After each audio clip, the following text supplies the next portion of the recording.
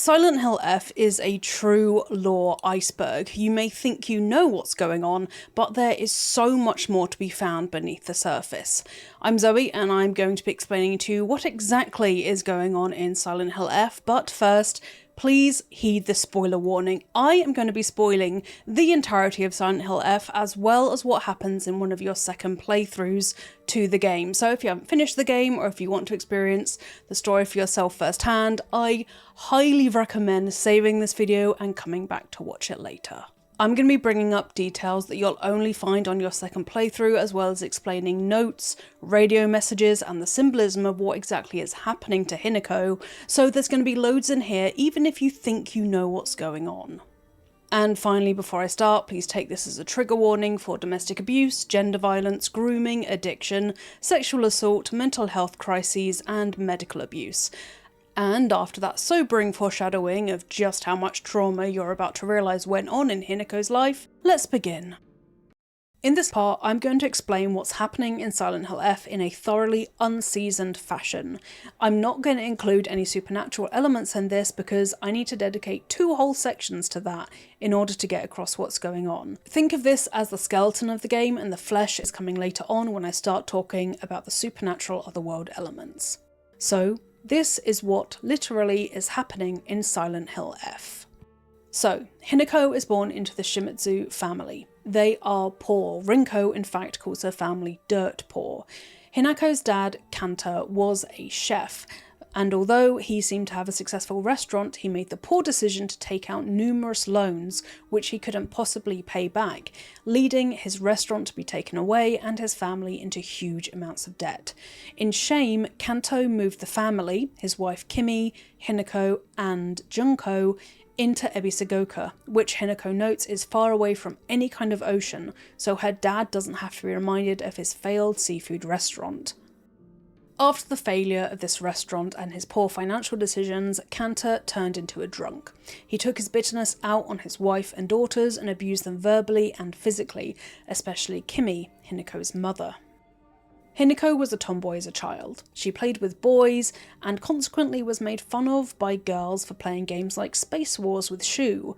She was clearly independent, brave, and fiercely herself, but as she got older she began to be conscious of the way people saw her relationship with Shu in particular, assuming that a boy and a girl must have a romantic relationship instead of being platonically friends, as Hinako believed they were. One day, Hinako meets Fujitori Kotayuki after coming to his aid after he was bitten by a fox in the local park. Now, unbeknownst to Hinako, Kanta owes a huge amount of money to the Fujitoris. They are the posh family of the town. They are known to be of noble blood and consequently they are rich. When Hinako first meets Kotayuki in the park, importantly, she doesn't go and check on Kotayuki first, who's been bitten. She goes and consoles the fox who has bitten him. It appears to be a baby fox, but nevertheless, men enter the playground and want to beat it to death. We don't see what happens to the fox in the end, but I like to assume it got away safe and sound for reasons that will become clear. Anyway, Hinako turns to Kotayuki and they exchange pleasantries and become friends. Kotayuki, unknown to Hinako, becomes fixated on her. It's also important to point out that Hinako is potentially 6-ish at this age, and Kotayuki is significantly older. He's around 10 or 11, so bear this age gap in mind later on in the video. As they both live in Ebisugaoka, Kotayuki and Hinako go to the same school, and they play a very important game together called the Fox Sacrifice Game.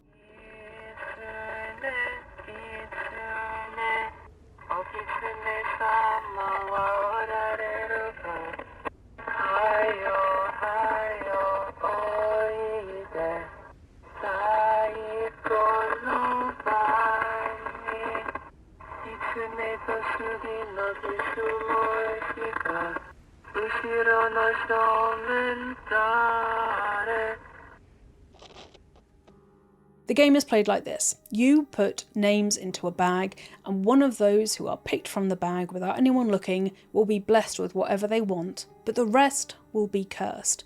In fact, Sakuko begs Hinako not to play this because she feels like something's going to go wrong. Her divine connection is tingling like Spider-Man in a way. But Hinako ignores her. She plays the game with Kotayuki, Rinko, Shu, and interestingly Sakuko. And who wins? Kotayuki. His prize is that all of his dreams will come true, and his dream by this point is to marry Hinako. Everyone else's fates are as such. Sakuko has a heart attack, Rinko is burned to death, and Shu is suffocated to death. This is how all of her friends die in the other world. Hinako's fate is to disappear, which literally and metaphorically happen. The other names written on the bit of paper are Kanta and Kimi, Hinako's mother and father, and Sachi, Kotayuki's mother. Shortly after playing this game, Kotayuki and his mother leave Ebisugaoka to take care of a family matter. Hinako and Kotayuki pick up correspondence years later when Hinako has become a teenager, and Kotayuki starts to groom her.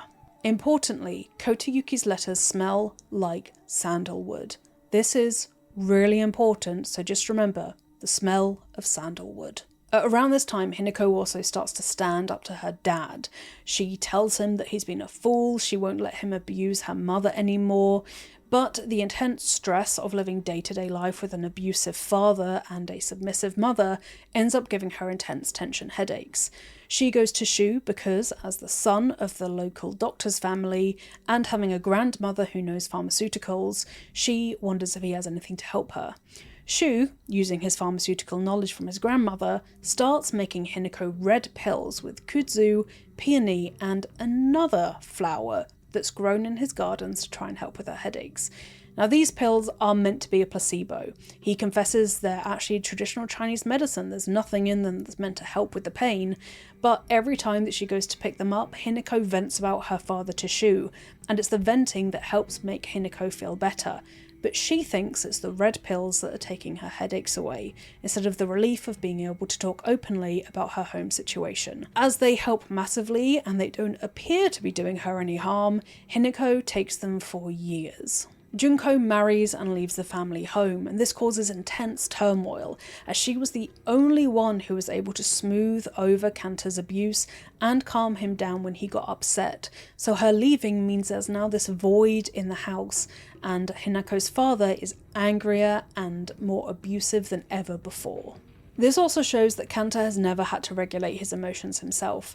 It's down to the women around him to manage his temper and his abuse rather than him facing any kind of repercussions for the way he treats them. And so this pattern means that his abuse continues in the future because he hasn't had to do any kind of reflection on the harm that he's causing. As Hinako reaches her teens, things change in her friendship group. Her friendship with Shu has begun to be viewed romantically by others, and Hinako is frustrated that people are implying she can't have a platonic relationship with her best friend, because she does not have romantic feelings for him. However, Rinko does. She becomes intensely jealous of Shu's relationship with Hinako as she develops a huge crush on Shu, and decides to take that out on Hinako. Unbeknownst to Hinako, when she was younger, her parents arranged a marriage between Hinako and Kotayuki in order to pay off Kanta's debts, so she has been promised to him for years. Why the Fujitoris chose Hinako as Kotayuki's bride is debatable. Kotayuki could have said that he wants to marry her, but what's more likely is that Hinako has a very special type of blood that is important in maintaining the connection between the divine and the mortal, which I will get onto in the next section. So Hinako finds out about the arranged marriage and is furious. But she's kind of torn because she's marrying the man that she thinks she's in love with. I will get onto how he groomed her in the next section. But she's also having her future decided by other people, which she does not want. She sees how life has turned out for her sister, who has changed completely now she's been married, and her mother, who is in a submissive relationship with her abusive father. And all she wants is to choose her destiny for herself. But this arranged marriage throws all of that into question. She is disgusted that she's being married off to settle her idiot father's debts. This is a prime example of women being used as chattel or belongings to be traded back and forth with men to make up for men's mistakes, and Hinako doesn't want any of it. Kotayuki's family is rich and has noble blood, which the locals know, so they're jealous that Hinako is the one who was chosen to marry into that family, and they don't quite understand why. I do quite envy her, though. I can't believe it was her. I have to say, I'm rather jealous. Why her of all people? Shh! Someone is going to hear you! All of that is context for everything that happens in the game. Now, the events of the game Silent Hill F take place on the day of Hinako's wedding, namely April the 6th, 1961, according to Hinako's diary. At the beginning of the game, Hinako storms out of her house because she wants to talk to her friends, as it's the day of her wedding and she's freaking out. She's due to get married in the Tsunayoshi Temple, but in advance of the ceremony itself, she needs to speak to her friends to find out if she's doing the right thing. Sakuko sends Hinako a kind of enigmatic message which you can hear through the radio, saying that extraordinary days are not always good days, meaning that Sakuko is implying that it's not really a good thing that Hinako is getting married.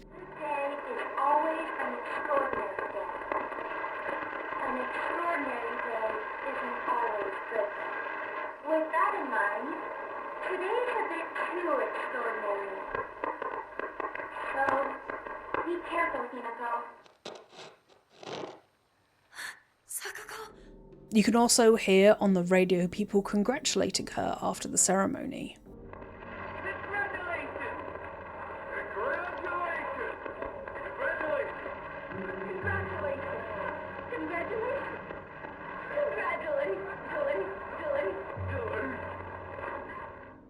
Hinako goes to Shu for help, but Shu won't really say how he feels about it, just that he'll be there for her. Are you sure you're okay with this, partner? Is this really what you want? You're clearly not thinking straight right now. And Hinako is frustrated that she values the opinion of Shu and she wants him to say what she should do, but also frustrated that she also doesn't want that. She wants to decide for herself, but that means throwing everything away that her life has been leading up to and opening up her future to the unknown. All of this goes massively downhill. Fueled by the red pills that Shu has been giving her for years at this point, Hinako has a mental breakdown at the wedding. The weight of everything comes crushing down upon her. She's in an arranged marriage to the man who groomed her, she has no choice of her own, all of this is to pay off her idiot dad's debts, and she's been pressured by Junko to accept her role as a wife. All of this becomes too much. Hinako becomes violent and begins attacking the wedding guests and everyone around her. Some even die and others are gravely injured, all of it fueled by the pills that she has with her. She flees from the wedding and escapes into the darkness, a trail of pills behind her. You can hear the police report explain what's gone on at the end of your first playthrough. And as if that wasn't enough evidence, her mum's diary entry from the day after the wedding, April the 7th, reads, "I have trouble believing it. How could things turn out this way?" Just to solidify that something terrible happened on the day of Hinako's wedding. So that's what literally happens in Silent Hill F, but there is so much more that informs the story and what exactly was in those pills Hinako was taking. Now, allow me to go off on a tangent here before I tie it all together. Kakura Makakura is a fabled drug that allows one to speak with divine spirits and their inner self. A crucial part of the creation of this drug is the inclusion of the Hakokusu flower. It has 6 petals and its seeds smell like peaches. This flower is incredibly hard to grow as it only responds under very specific circumstances of the dirt, the soil, the air and the water. Shu makes pills for Hinako containing kudzu and peony, and he decides to include a flower grown in his garden. The flowers that he uses have been growing around his parents' pond for ages. They have 6 petals and they smell like peaches. Shu uses the seeds of the Hakokusu flower in the pills that he gives Hinako. Hinako's connection to the other world and her inner self has been growing due to the increased dosage of those pills that she's been taking as she gets more and more stressed leading up to the day of her wedding. These red pills were meant to be a placebo, but because Hinako's been taking them for such a long time, she is able to see things that others aren't. She is able to interact with and remember her interactions with the divine otherworld. In order to fully comprehend the complexity of the situation that Hinako has found herself right in the middle of, you need to understand the history of Ebisugaoka, the town that Hinako grows up in. Ebisugaoka has been around for centuries, but we need to go right back to kind of the pre-legend time to understand exactly the events that got put into motion that Hinako will find herself in the middle of. Once upon a time, an evil 8-headed dragon named Orochi was slain. Its heads were thrown in every single direction, and one of them landed in Ebisugaoka. The head that landed in Ebisugaoka was the head that had control over water, so fortuitously it landed in the local lake. However, because of the evil nature of Orochi, it began to poison the local water supply, and villagers began to die by the dozens. Luckily, a monk arrived in the village and guided the locals to a divine cedar tree up in the mountains. He recommended that the locals start to worship the cedar tree in exchange for protection from the water dragon's head. The locals did, and surely enough, in exchange for being worshipped, the divine spirit that used the cedar tree as a vessel quelled the wrath of the water dragon's head and kept the locals safe from harm. And it promised to do so as long as it was being worshipped. This is where the divine tree faith that's mentioned in Silent Hill F begins. Over the centuries, Ebisugaoka became known as an isolated and very private town, making it the perfect hideout for a clan that was fleeing war. The Taira clan soldiers who had lost the Genpei War retreated to Ebisugaoka and swore revenge against the Minamoto clan, who had cost them their lives, their land, and their legacy. With them, they brought a sword. In the interests of staying undercover, they buried the sword at the foot of the divine tree, swearing revenge upon it. Over the centuries, the resentment of the soldiers from the Taira clan would seep from the sword into the divine tree, and started to corrupt the spirit within. But it's only when we get to hear from Sakuko later on in the game that we realise just what kind of impact this had. Centuries after the sword was buried, the divine tree was struck by lightning and turned to ash. As a result, the locals couldn't worship the divine spirit in there anymore because they assumed that it had fled now that its vessel was destroyed. So in exchange, they started to worship the local Inari, the fox statue nearby, which was the second oldest thing in the town and was assumed to have divine power because of its age. The Inari fox statue was emblematic of the kind of attitude that Ebisugaokans had towards foxes. They were seen as connected to yokai, Japanese folklore creatures, and as such had quietly hidden power, although the way they displayed this power would differ. Sometimes if someone did a fox a good turn, the fox would tell them the future or lead them to riches, and other times foxes would come into the village and steal away maidens to marry, and they would then live a life of luxury in the divine realm. It's no surprise that Ebisugaoka began to worship the Inari, the fox statue, because they had this connection to foxes already. In fact, we know that the construction of the school in Ebisugaoka that Hinako goes to was funded by someone who claims to have been helped out by a fox. This man was named Yoneda, and he said that he helped an injured fox and was told the future in thanks, namely the importance of the mountain land for the future. In response, Yoneda decided to buy up as much of the land as he could. In fact, he says himself that he built the school and the shrine behind the school in thanks to the fox who gave him the knowledge of the future. However, the luck of Yoneda and Ebisugaoka as a result began to diminish. The local coal mine ran dry, and the prosperity of Ebisugaoka began to trickle away as well. Young people began to move away from the town to seek better opportunities elsewhere, leaving an elderly, somewhat bitter, stagnant population within the town. And it's in this exact setting that Hinako is born. Outside of what the people of Ebisugaoka feel like, natural disasters begin to happen as well.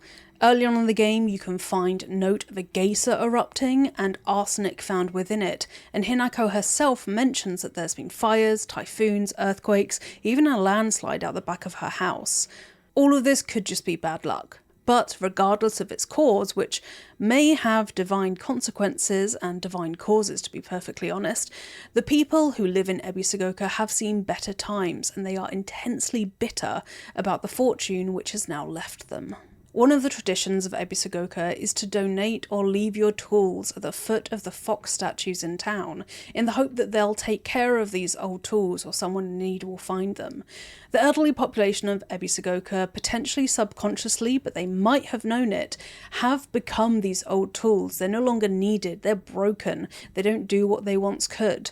And so, as a result, the entire energy in the town is distinctly off. The residual stress from the elderly and their parents begins to affect the kids and teenagers in the town, most notably impacting Sakuko, whose grandfather talks of the times of shrines and such being past. Her dad doesn't even want to become the head of the local shrine, and Hinako, whose own father came to Ebisugaoka to escape the shame of a failed restaurant elsewhere. Sakuko is way more important than I think any of us really realise. Sakuko is autistic and has a very unique connection to the divine.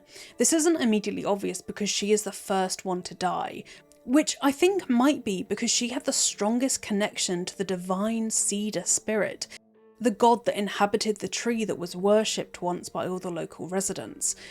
It's mentioned in multiple notes throughout the game that Sakuko has this weird habit of being really upbeat one moment and then spouting serious enigmatic phrases the next. Even in her own diary she writes, "I've heard how the gods weep." I think Sakuko is a chain between the old god that was once worshipped and the population of Ebisugaoka. She mentions feeling incredibly connected to the local shrine and wanting to take over duties there, and being sad at the thought that her dad and her grandfather aren't interested or don't even have any faith anymore in the shrine that their family has looked after for generations. Sakuko tries to communicate with Hinako multiple times that Hinako shouldn't play, for example, a fox sacrifice game, which I'll talk about later. She mentions multiple times that she can tell something is wrong, that something is off, that she can hear that the gods are unhappy. And I think because she had such a connection to the old god that used to be worshipped, the fox god, Inari, had an interest in making sure that Sakuko was the first one to die when the fog rolled into town. Sakuko writes in her diary that an ancient god is furious that their followers have been stolen, and this is plainly the divine tree spirit speaking about the fox god stealing their followers. If this is true, which I think it is, that means that the divine spirit in the tree naturally wants revenge against followers of Inari, as he thinks that they've been stolen from him. Now, while this might be perfectly valid feelings to have if you are a god and you've protected the locals for centuries, and then as soon as your tree gets destroyed, they just hop along to the next god, it could also be that the sword that was buried at the base of the divine tree has begun to infect the god itself with its animosity. The resentment that the Taira clan felt against the Minamoto clan has corrupted the god in a way, wanting it to seek revenge against the people it once protected. All of this negative energy is stagnant in Ebisugaoka and begins to inform how the patriarchy of the town treats the women, although as the game is set in the 1960s, gender inequality was just unfortunately a fact of life. So a lot of this is a trend that you can find in countries all around the world in the 60s. It's not unique to Japan or Ebisugaoka, but either way, it affects Hinako in a massive way. In Ebisugaoka, women are quietly suffering under the weight of unspoken expectations and rigid gender roles. You can find magazines across the town that say things like, "Women so pretty they'd make flowers blush," and although this might sound pretty at first, it communicates the impossibility of living up to the purity culture standards that were around back then. In order to be this beautiful, you would have to make flowers blush, which is defying nature itself because, as I'm sure you know, flowers can't blush. Elsewhere in the game, we find things like an Ona festival lantern, which is hung outside of a house just before the school. Hinako comments that these lanterns are only hung around when unlucky women want to change their fate, and she notes that the festival isn't for ages. So for a woman to feel so unlucky and so sad that they've hung this lantern outside of their home is a clear sign that things are quietly not all well behind the doors of the town. Hinako also finds a letter written home from a woman who commits suicide because she's pregnant again and her husband is abusive. We also know that Hinako's father threw a knife at her when he got annoyed that she defied his orders. And we know that Hinako's mum has been potentially literally beaten into submission by her husband. She doesn't stand up to him, she doesn't protect her daughters from him either. All of this shows that other women are suffering in Ebisugaoka, but we see it through the eyes of Hinako, a teenager who remembers being independent, brave and fierce as a child, but as the years go on have become conscious of the social expectations she is expected to live up to as a woman. Her own mother writes to her friend that Hinako's father threw a knife at her, but instead of her main thought being about how it could hurt Hinako or how Hinako must feel to have her father attack her, she says her main thought is how it could lower Hinako's value in the marriage market if she's scarred on her face. This internalized sexism shows what Kimi's priorities are. She only sees Hinako's value as a potential bride. Her first thought isn't, oh god, my child could be hurt and need to go to the hospital. It's, this might damage how other men see my daughter. These expectations namely include marrying well and bringing honour to your family. As well as looking pretty and saying the right things and doing the right things, Hinako is facing immense pressure to marry in an arranged marriage that will help her family, namely her dad, to get rid of the debts that he foolishly entered into when he had a restaurant. It doesn't take much careful looking to see the effects that this patriarchal sexist society have had on other women like Sakuko and Rinko. As I mentioned before, Sakuko has a connection to the divine, has heard voices of gods who weep, but she's been warned against telling other people about that by her mother. Her mother herself is reinforcing these harmful societal taboos that keep women from expressing their feelings and their thoughts, which can be immensely confusing for a teen, where on one hand you're feeling these horrible, torturous things, but your own mother, who you think would have sympathy with you and understand where you're coming from, is encouraging you to stay silent.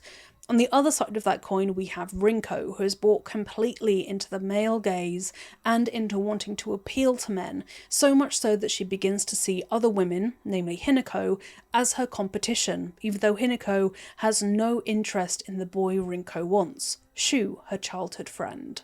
She appears to have an intense obsession with Shu, bordering on limerence, where she's so fixated on getting him in a romantic relationship, she begins to harm the women around her, especially Hinako, who she pushes down the stairs because she provides some kind of competition in Rinko's eyes for Shu's affection. This exemplifies how patriarchy not only hurts women as individuals, but women as a community as well.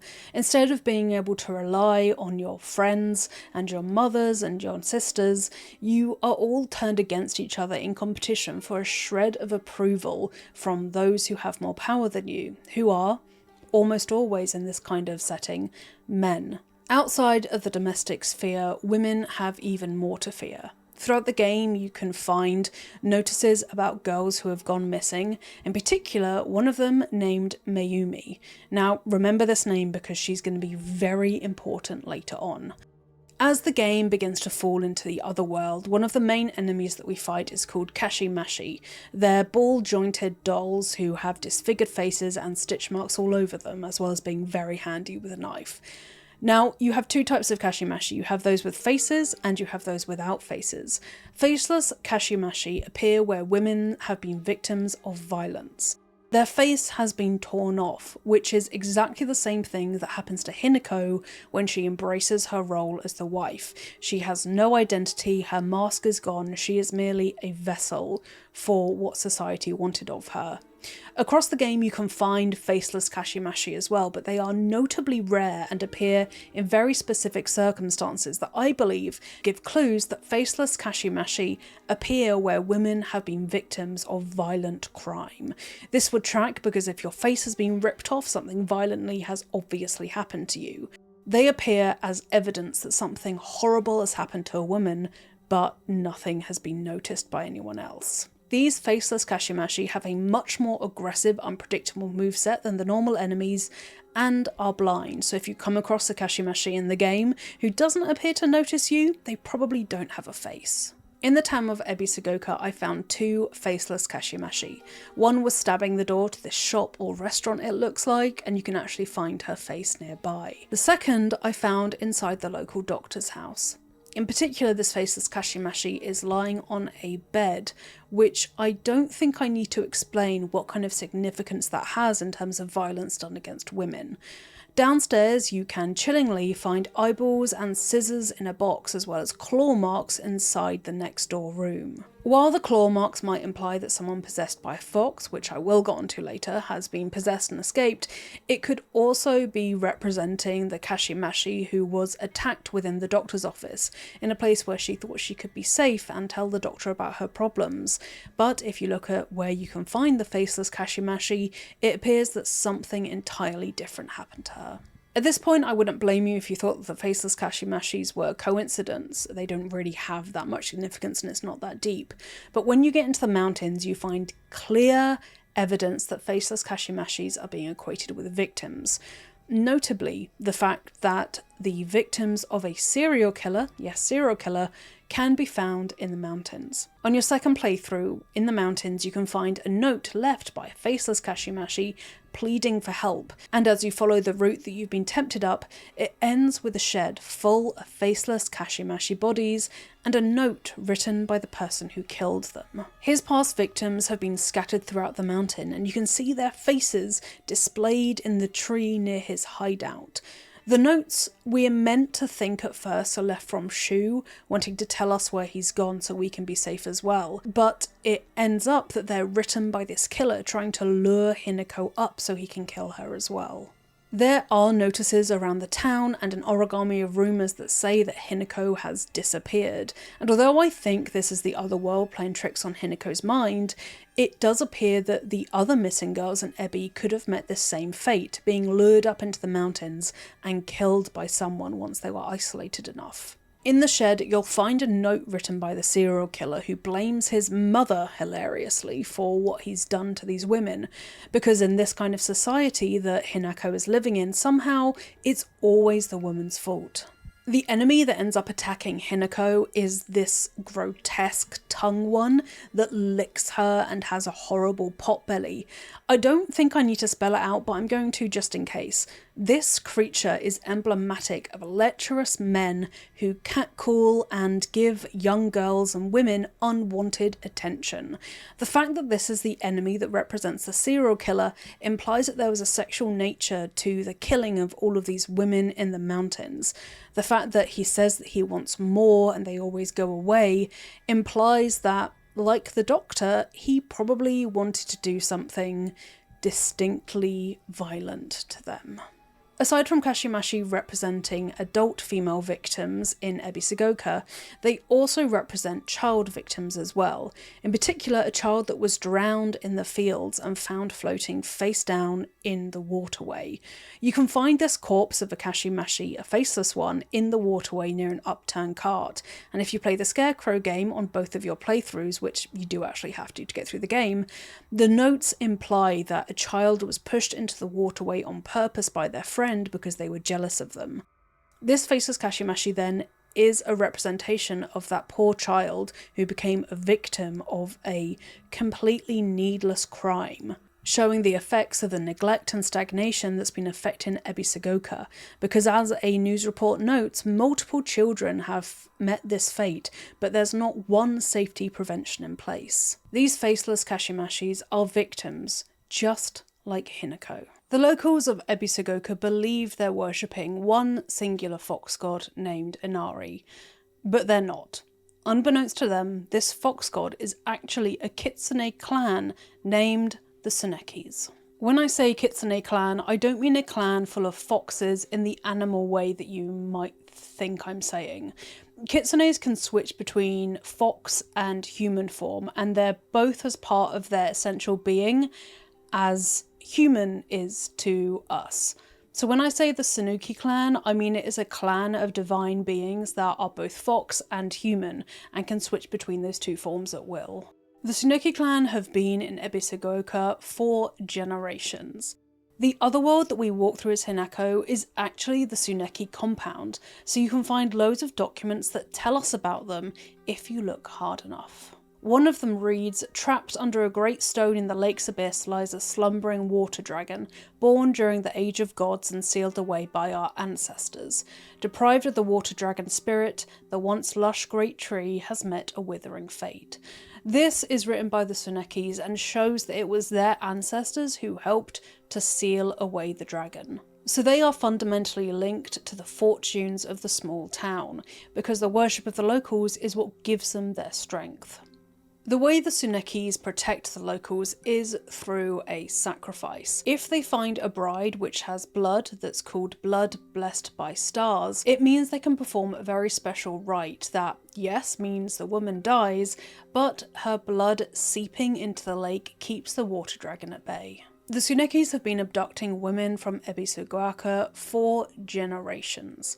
All of those missing posters reference women that were taken by them to be married and strengthen the Tsuneki clan in the divine realm. Now, in folk belief, missing girls are said to have been abducted by foxes to marry them, and they're now living a life of luxury in the divine realm. And this was thought to just make people feel better about the fact that their daughter had gone missing. And while that is true, there is another truth in Silent Hill F, that some of these women are literally brides of the Kitsune, but what happens to them in the divine realm is not luxury by any means. A document in Silent Hill F explains that marrying mortals strengthens the Tsuneki's hold over the locals, because the addition of this mortal blood strengthens the connection between divines and mortals, meaning divines can garner more power from the worship that mortals give them. Essentially, if you don't marry mortals in enough generations, that connection between yourself as a kitsune and the locals of Ebisugaoka will get so frail that you won't get any power from them worshipping you. That is me massively simplifying it, but the fact remains that Tsunekis need these mortal women just as much as mortals think marrying a divine is some kind of great honour. Remember Mayumi, one of those girls who went missing? Well, she was abducted to marry a kitsune belonging to the Tsuneki clan. You can find a note written by her where she says that her father-in-law told her that she had blood blessed by stars. Unbeknownst to her, this marked her as a sacrifice to the water dragon trapped below the lake to quell its wrath. At the time of her writing the note, it appears that she thinks this was some kind of compliment given to her by the father-in-law, which it is, but she has no idea that that means that she was abducted to marry into the clan and then to be sacrificed shortly afterwards. The sacrifice is horrendous. It involves a woman being identified from mortals, married into the clan to make her blood honourable, then killing her, removing her organs and replacing them with rice and saliva. She's dressed in ceremonial regalia, pushed out onto a boat in the lake where the dragon is trapped, and as she decays, her blood mixes with the fermenting rice to create blood wine. The blood wine seeps into the lake and keeps the dragon trapped. In fact, we've actually already seen this happen in a teaser trailer for Silent Hill F. The Tsunekis are far more significant to the story of Silent Hill F than just being a looming presence over the divine shadow of the town. They are also the ancestors of Kotayuki. When his mother took him from Ebisugaoka to deal with a family matter, he was actually being taken up to see his grandfather, the head of the Tsuneki clan, so that he could take up his role as the heir. Kotayuki has always been a kitsune in this way. At first he lived in the mortal realm, and then, upon his inheritance coming his way, he moved to live in the other world in the Tsuneki compound with his mother, Sachi. This means that Kotayuki is Foxmask. Hinako was married in the Tsunayoshi temple, which belongs to the Tsunekis. Tsunayoshi, Tsuneki. Now, the last part of Tsunayoshi temple is Oshi. And if you look at documents in the Tsuneki compound, you can find a reference to the descendants of the Tsunekis, one of the families of which is named the Hidetoshis. Hidetoshi, Tsunayoshi. So the Hidetoshis, just like Kotayuki, are descendants of the Tsuneki clan. At first it appears that Kotayuki was possessed by Foxmask, the figure who guides Hinako through the underworld. Foxmask being the fox who bit Kotayuki in the playground, the bite acting as a means to possess the young boy. After this, it makes sense that Kotayuki becomes obsessed with Hinako because he is, in fact, Foxmask, who is thankful to the young girl for saving his life and treating him with such sympathy after biting the young boy. Kotayuki's mother appears to back up this theory as well. In one of her diary entries, she says that her son has suddenly become an A-star student overnight, devoting himself to his schooling, and his doctor says that he asks what his name is when he's rushed to the hospital after being bitten by the fox. So all signs seem to point to a fox possession, which is mentioned throughout the game in medical notes. But on your second playthrough, you find out this isn't the case. Kotayuki is not possessed by a Tsuneki Kitsune, he is already part of the Tsuneki clan, and his sudden change in character is because he has decided that Hinako will be his wife, and he wants to make sure he is worthy enough for her, hence dedicating himself to his schooling. His obsession, his fixation on Hinako started after she helped him after that fateful bite. Kotayuki's mum is a kitsune as well, named Sachi. Her name was written on the board of that fox sacrifice game along with Hinako's parents' names. She was a beautiful but low-class kitsune and so not fitting for the heir of the Tsuneki clan. Nevertheless, the two fell in love and they had a secret relationship. She became pregnant with his child, but they were not married. When a bride from an affluent family came along, Sachi's pregnancy was found out and she was banished to our world. Housemaids note that she was so upset and angry that she cried blood tears and placed a curse on her lover's new family. The housemaids and lower kitsunes who had knowledge of Sachi were worried that she and her child would curse the Tsunekis and get revenge for casting the both of them out. This child that Sachi was pregnant with was Kotayuki. The curse that Sachi placed on the Hidetoshi family, Hidetoshi being the surname of her ex-lover, came to pass. The mother, father and eldest son, the heir to the Tsuneki family, died in a grotesque manner, their skin sloughing off and having bared teeth. Only the daughter survived, only because they didn't pose a threat to the patriarchal line of inheritance, or Sachi took pity on them as they were living in the same system that she did. Sachi reveals that this is why she took Kotayuki away from Ebisugaoka. She tells Kotayuki that the head of the clan has written to her, summoning her and her son. In the same letter, she calls Hidetoshi's wife his pet, implying that this bride that her ex-lover married might have been immortal or come from our world, therefore being seen as a lower status than Sachi, because Sachi was kitsune and they do have delusions of grandeur. The housemaids were the only one who knew about the curse that Sachi had placed because Sachi was of a lower status and presumably spoke to the housemaids before she was cast out.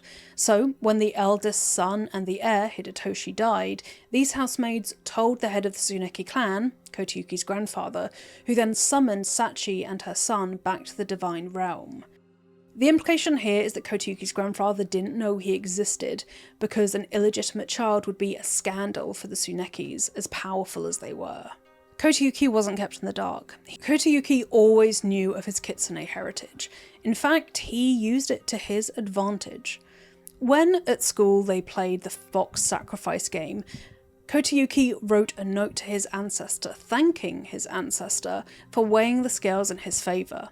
As Kotayuki was the one who won the fox sacrifice game, all of his dreams would come true, but the fox spirits weighed that game in his favour because of his heritage. Therefore, as Kotayuki always knew he was kitsune, he had access to certain otherworldly techniques and knowledge that mortals did not, and he used that knowledge to groom Hinako. But Kotayuki isn't the only kitsune who's done this. There is a solid pattern of the Tsuneki clan using human women as sacrifice fodder, or abducting them, robbing them of any agency and identity, and marrying them to strengthen the Tsuneki bloodline. We know this because in the Tsuneki storerooms there are wall hangings in the main hall that show Hinako's fate, purely because it's been done to so many other women.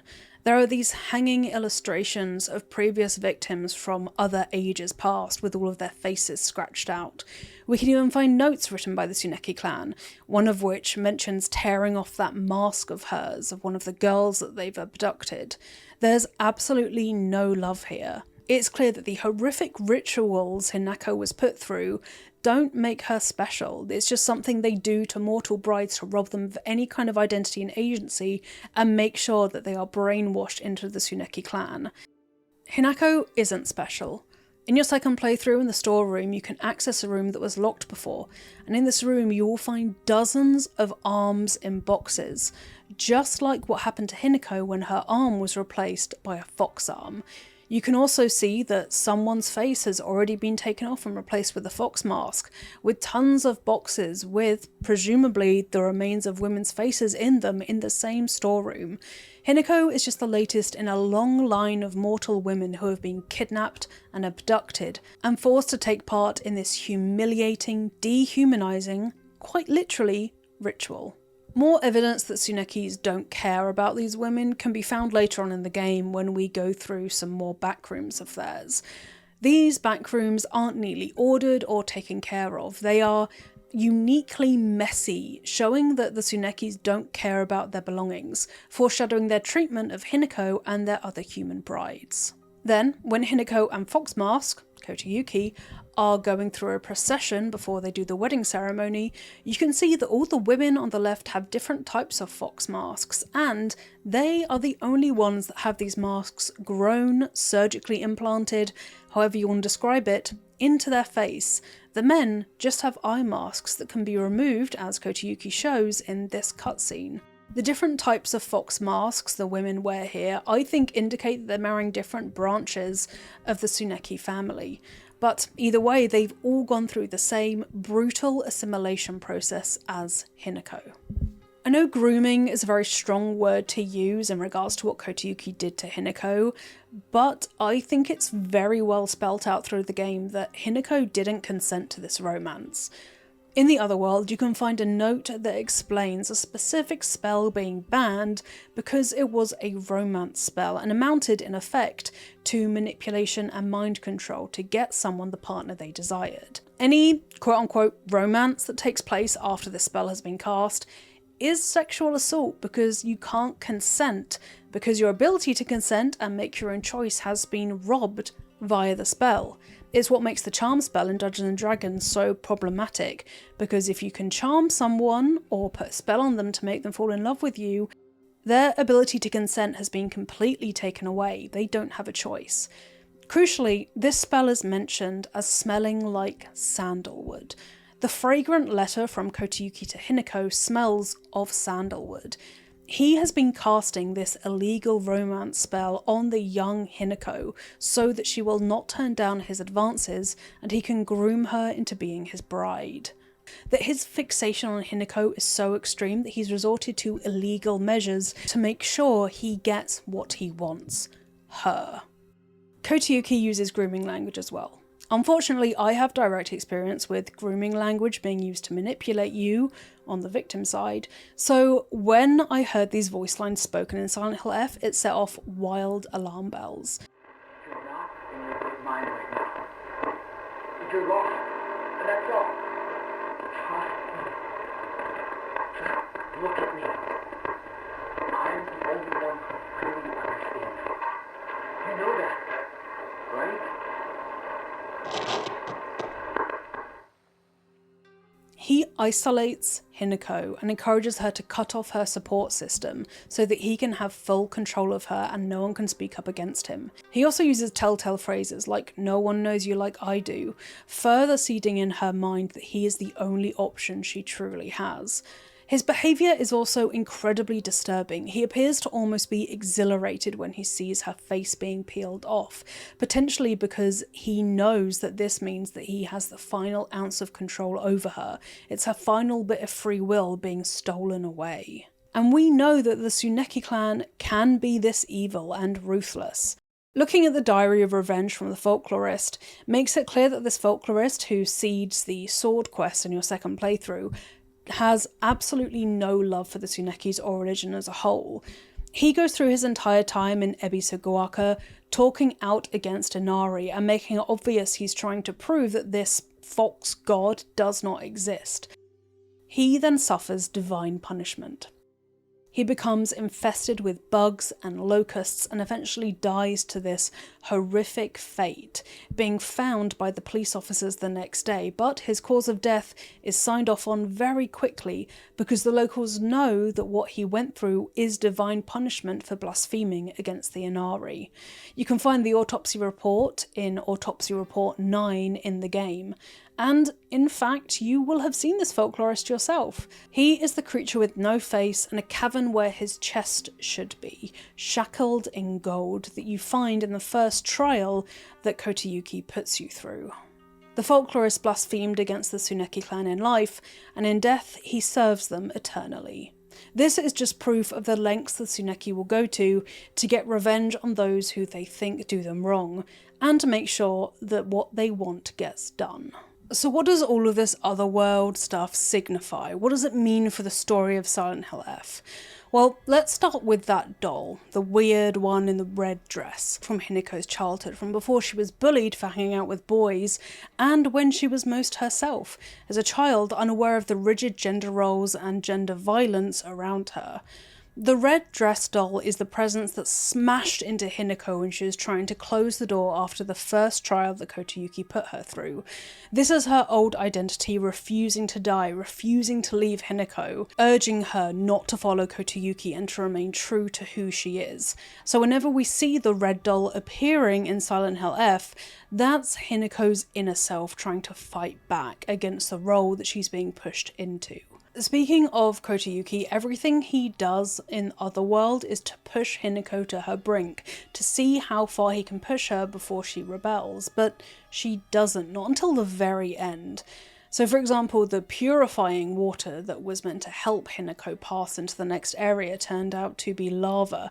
There are different implications for this. Either it was something that Kotayuki did on purpose to see if she'd stick around even when he burnt her mouth, and on the other side of things it might be all Hinako's perception. She sees herself as impure, corrupt, not good enough because of the relentless bullying she's encountered throughout her life. So in order for this substance to be strong enough to purify her, it needs to be lava, it needs to burn her to her core. Kotayuki also says that he will take her life as price for saving her soul.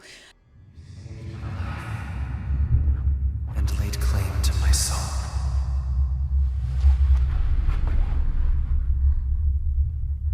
In turn, I shall save your soul by claiming the life of your own self.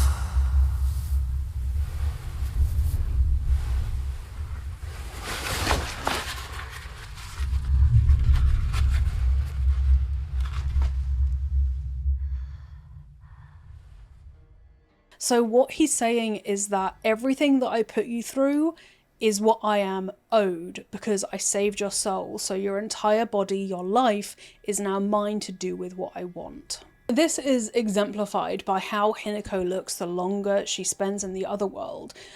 Her clothes start to be violently torn off. First it's her sleeve, then it's the back of her shirt, then her skirt becomes ragged.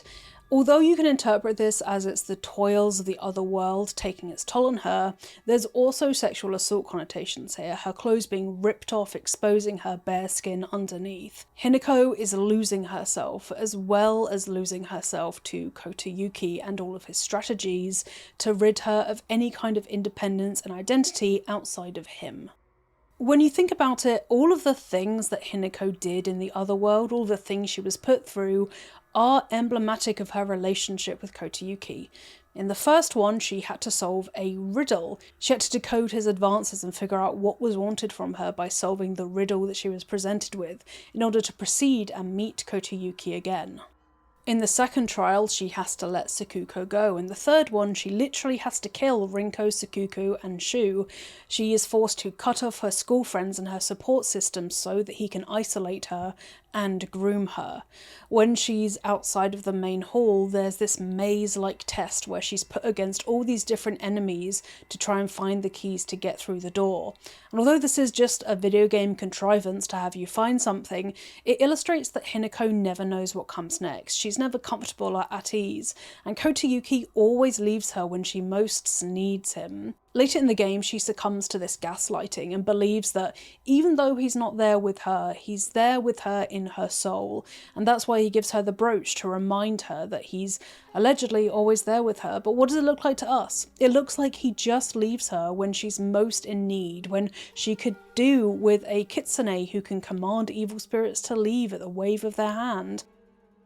He's putting her through all of this deliberately. He's testing her and making sure that she is beat down to absolutely nothing, with no strength left to fight back, when he finally puts her through the rituals that rob her of any kind of identity. Symbolically, Hinako is associated with birds, baby birds in particular. In one of the notes that you find in the second trial you get put through, it mentions a girl chirping, and it's hinted that this is Kotayuki talking about Hinako. There are more blatant signs that he's talking about Hinako when he says he will scream until his throat is hoarse that Hinako is mine. Does that sound like love to you? Because it doesn't to me. Kotayuki also calls Hinako a baby bird in his love letters to her, which is gross and weird and definitely has grooming energy. Anytime there's birds mentioned in legends, fables, or visually in the puzzles you have to solve, take that as being Hinako. All of this time in the other world ends with Hinako literally sacrificing parts of herself in order to get approval from Kotayuki. He watches her with gross approval as she saws off her arm, gets burnt in the back, and has her face peeled off to be replaced with a fox mask. The fox mask itself is astonishing, not only for the violent nature of how it's implemented, but also because the eye holes in it are so tiny. You can't see anything properly with that thing on your face realistically.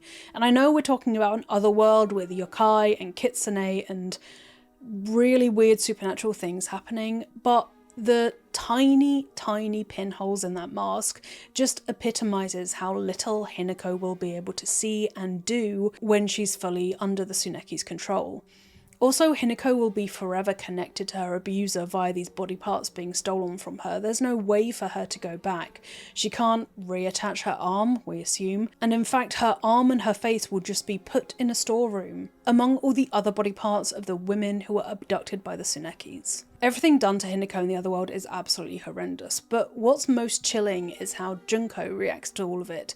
Hinako's older sister has always been a role model for her, and Hinako herself says she loves her deeply, but it's Junko who encourages, threatens Hinako to go through with the wedding and to kill her old self, to embrace her new life as a submissive wife. The irony here is that Junko's actions aren't submissive at all. She's reinforcing the system wives are subjugated into, but her demeanour and her attitude are dominant, assertive, independent, the opposite of the submissive wife that Hinako is being pressured into becoming. Now, Junko is implied to have married outside of the Tsuneki clan. Her own mask is an owl or a bird, implying that she's not part of the fox clan that Hinako is marrying into. Junko has a huge amount resting on Hinako's marriage. She doesn't want to disappoint this noble, wealthy family, so she's pressuring Hinako to make sure that she gives in and becomes a wife. In the second playthrough, Junko even explains that she's been through the exact same thing as Hinako. She's gone through the same process that Hinako has gone through to be a bride. She's killed her mum, her dad, Hinako, her friends, all of it to get rid of her past identity to make sure that she can get married and completely be consumed by her husband's family and her new role as a wife. So at some point, Junko was the protagonist of her own Silent Hill game. Now, I haven't quite figured out why it is that Junko gives Hinako a ladder right at the beginning of the game to escape from the fog monster, so if you have any theories about that, please do let me know in the comments below. Again, what makes this chilling is that Junko wants Hinako to go through the same abuse, pain and suffering that she went through to become a bride. She doesn't want to protect her sister or make sure she can make it out and be independent as she so craves to be. And that's what really sticks with me about Silent Hill F. The way that it shows that some women end up feeding back into this oppressive system that forces them to abandon all kind of identity. It's truly potentially the most horrific part of the game. At the end of Silent Hill F, we realise that the fog monster that's been chasing Hinako is Hinako. It's the version of Hinako that has embraced her future as the bride, that has given up all of her identity and independence, and as such has become a voiceless monster just pursuing her old independent self throughout the village. For the entirety of Silent Hill F, you've been hunted by your own self who wants you to submit to the future that's been planned to you, and you play as Hinako's rebellious spirit in a way. But weirdly, this fog monster, this bride, despite the fact that it is a giant monster with huge fox arms that can destroy anything in their way, gets stopped by the trees that's fallen in their path. I think this is the old cedar divine tree god protecting Hinako possibly. Maybe it's Sakuko's spirit who can still find some kind of power in the trees that once protected Ebisugaoka, protecting her friend Hinako as much as she can from the oppressive future that looms in front of her. During her time in the Shimizu residence, when she returns to try and save Shu, Hinako meets her doppelganger. Her doppelganger is cold and rational, having long since distanced herself from any emotion when it comes to the arranged marriage she's faced with. She says that she's thought it through and done the math. She is engaging with her rational side and refuses to feel any kind of emotions when it comes to the marriage. She explains that all of this is just saving her pain in the long run. Everyone will leave her, all her friends will leave the town. Every nest, as she puts it, will be empty. But this doppelganger also has an inherent frustration towards Hinako. She doesn't think she's doing enough to live. The doppelganger is clearly torn between the future that has certainty and security for her and her own innate desire to live her life as she wishes without an arranged marriage. In this moment, Hinako turns on the doppelganger and says, "Why don't you just kill me if you're scared?"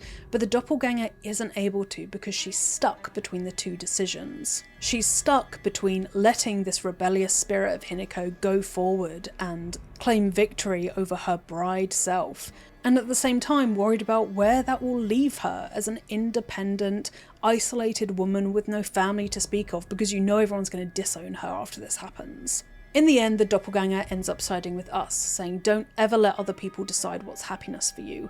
And she says you may be a baby bird, alluding to what Kotayuki calls her in his letters to her, but you still have wings, urging Hinako to flee and fight back. In this moment where Hinako appears to have come to a decision with her inner self about what she's going to do, the doppelganger's face peels away to reveal the bride's face, revealing that this doppelganger couldn't resist the pressures of society for much longer, and directly facing Hinako with what she will become if she doesn't break free. A faceless creature without any kind of identity, not even a fox mask. But paradoxically, as the bride, Hinako does have power she never had before. She kills her parents in the other world just as she had wished to in her diary entry. Marrying into Kotayuki's family has given her the power, privilege and wealth to do what she wants, to cut herself off from her abusive past and move forward. But although that might seem like power, it truly isn't, because Hinako still sacrifices her identity and her independence to do so.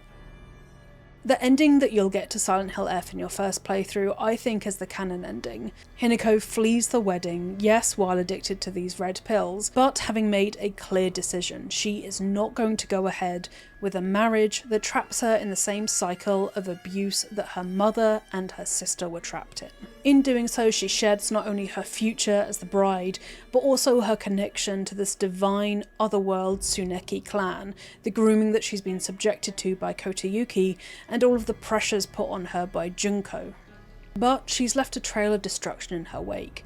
People are injured and potentially dead, and she remains addicted to the pills that Shu made her that were meant to keep her safe. It's not a happy ending by any means, but I think it presents the best alternative that Hinako had to this horribly confining future she was faced with. We don't know what happens to Hinako after this ending. We don't know if she gets away, if the police find her, if she dies. But in a way, that's freedom for Hinako. We don't know what happens to her. She's given the freedom to decide that for herself. Like everyone else, we've been watching her this entire time, and at last, Hinako breaks free and flees into the night. That was a massive deep dive into the lore of Silent Hill F and what the hell was going on for the entire thing, but would you believe that I have even more notes? If you want to see me do more Silent Hill F lore deep dives, please do let me know, because I have so much more to talk about. But this is the absolute essentials for knowing what was going on and understanding the symbolism in the playthroughs of Silent Hill F. If you haven't already, I'd really recommend playing Silent Hill F for a second time, because so much does change in your second playthrough.